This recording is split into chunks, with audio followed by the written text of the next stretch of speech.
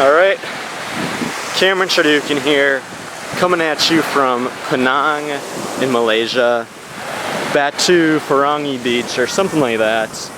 And I'm not feeling very social right now. I'm not really in the mood to talk. I'm in a very introspective space. I kind of just want to be on my own and just think. And that's what I want to talk to you about in today's video. I'm currently reading Shane Snow's Smartcut's book, and it's a very interesting book. It talks about how you can greatly reduce the time it takes you to reach mastery and success in your field. And although there's lots of concepts that are covered in this book, one that I want to really hammer on and talk with you about today is introspection, because I'm in a very introspective mood, so that seems like a fitting topic.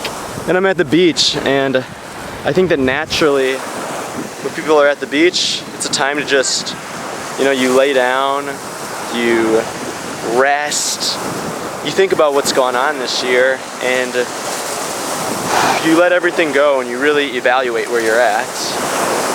Maybe most people just relax, but that's what I've always done. But anyway, let me look at my notes here. Okay, so here's why I think introspection is very important. Something Shane Snow says in his book Smartcuts is that when interpreting their own failures, individuals tend to make external attributions pointing to factors that are outside their direct control, such as luck. And as a result, their motivation to exert effort on the same task in the future is reduced. So I think that to be introspective, it means that you're able to accurately assess, your position and how you've performed. Being introspective is being able to be honest with yourself and say, these are my strengths, these are my weaknesses, and this is what I need to improve on if, I'm going to produce better results in the future. And another great thing about the really interesting thing I found in this book was Shane studies this form of surgery, some kind of heart surgery, I forget what the name is, but there's these doctors, and what he found was when the doctors failed the surgery, and when they would fail the surgery, they would tend to blame it on external factors that are out of their control, such as bad luck, or the patient, it was just too late to help them, or their condition was too severe, or something along those lines. And as a result, what Shane Snow found, or what the researcher that Shane Snow cites found, is that these doctors did not perform smarter or work in a smarter fashion in the future. So this is something you can apply in your own life too. When you have a failure, be honest with yourself and say, my actions led to this failure.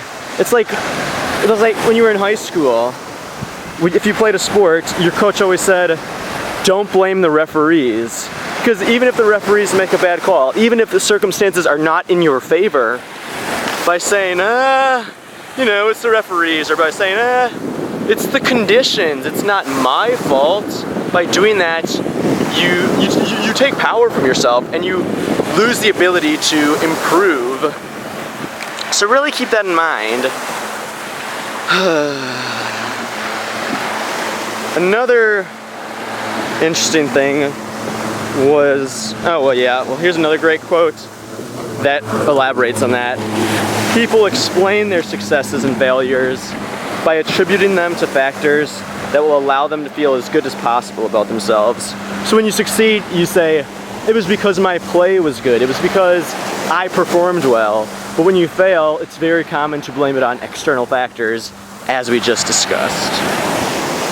Now, here's the most important thing I think about why being introspective is important and why, at least why I feel that I've been able to be relatively successful at a young age, and how you can be successful at a young age, or even if you're older watching this, how you can greatly accelerate your ability to attain the success you want and reach your goals.